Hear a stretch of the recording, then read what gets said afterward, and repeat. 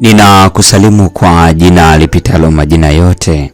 Hili sio jina la mtu awaye yote, bali ni jina la Bwana wetu Yesu Kristo. Karibu katika mfululizo wa masomo ya kesha la asubuhi.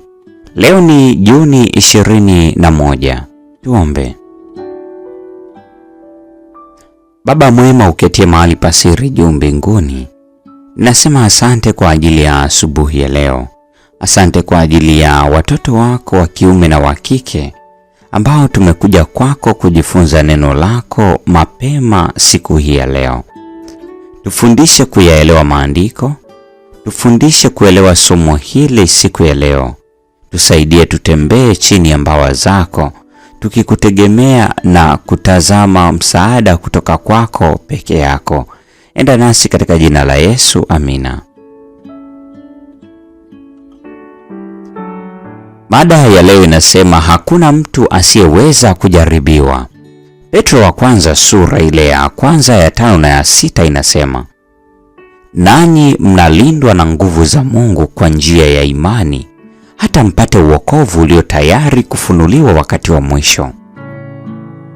Mnafurahi sana wakati huo, ijapokuwa sasa kwa kitambo kidogo, ikiwa ni lazima, mmehuzunishwa kwa majaribu ya namna mbalimbali.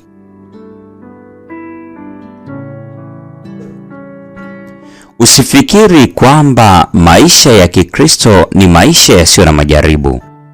Majaribu yatamjia kila Mkristo. Wote wawili, Mkristo na yule asiyempokea Yesu kuwa kiongozi wake, watapatwa na majaribu. Tofauti ni kwamba huyu wa pili anamtumikia Shetani akifanya matendo yake mabaya, wakati Mkristo anamtumikia yule aliyekufa ili kumpatia uzima wa milele. Usiangalie majaribu kama kitu cha ajabu, bali kama njia ambayo kwayo tunasafishwa na kuimarishwa. Hesabu ya kuwa ni furaha tupu mkiangukia katika majaribu mbalimbali. Anatuasa Yakobo, mkifahamu ya kuwa kujaribiwa kwa imani yenu huleta saburi. Yakobo sura ile ya kwanza aya ya 2 na ya 3. Katika maisha ya mbinguni tutaelewa mambo ambayo yalitutatiza hapa duniani. Tutaelewa jinsi tulivyokuwa na msaidizi thabiti na jinsi malaika wa Mungu walivyoamuriwa kutulinda tulipokuwa tukifuata mausia ya neno la Mungu. Yesu atawapatia uwezo wote wanaompokea na kufanyika kuwa wana na binti za Mungu. Yeye ni msaada ulio karibu katika wakati wote wa uhitaji. Hebu na tuone aibu kwa sababu ya imani yetu inayoyumbayumba. Wale wote ambao wameshindwa wanapaswa kujilaumu wao wenyewe kwa kushindwa kwao kumpinga Shetani. Wale wote wanaochagua wanaweza kuja kwa Yesu na kupata msaada wanao uhitaji.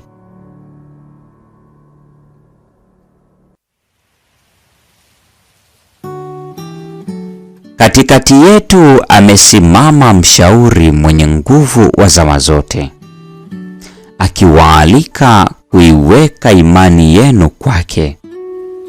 Je, tutoke kwake na kuwageukia wanadamu wasioaminika ambao wao nao ni tegemezi kwa Mungu jinsi tulivyo na sisi? Je, tumeanguka mbali sana hata kushindwa kurejea?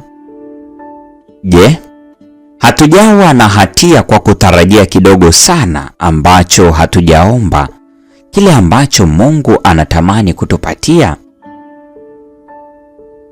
Nitautaja wema wa Bwana, sifa za Bwana kwa yote aliyotukirimia Bwana, na wingi wa wema wake kwa nyumba ya Israeli.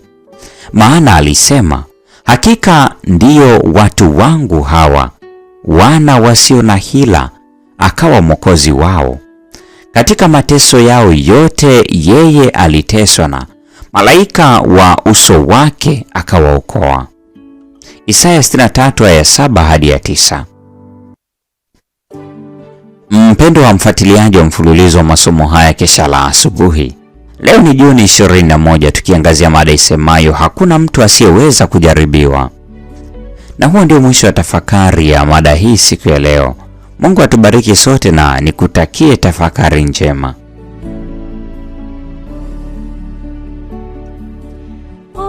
Tena Yesu nina furaha, anitumapo Yesu ndio raha, asipokuwapo hapa nifai, akiwapo Yesu mimi sitishwi.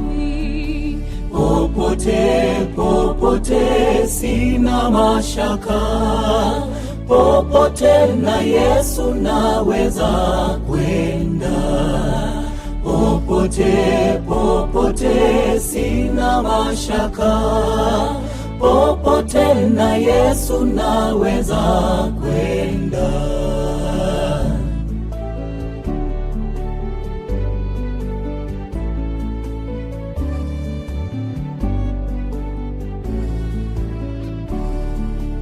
Akiwapo Yesu si peke yangu, na nijapo tupo akali wangu, ajapo niongoza njia mbaya, niwapo na Yesu na shukuria. Popote sina mashaka, popote na Yesu naweza kwenda. Popote sina mashaka, popote na Yesu naweza kwenda.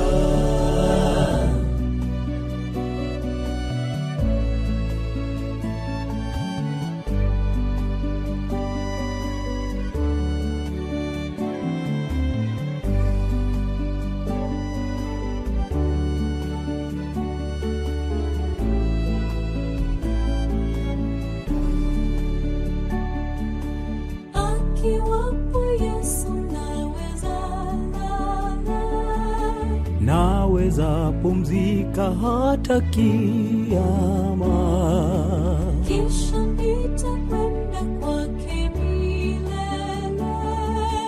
Akiwapo Yesu furaha tele. Popote sina mashaka, popote na Yesu naweza kwenda. Popote sina mashaka, popote na Yesu naweza kwenda. Popote sina mashaka, popote na Yesu naweza kwenda.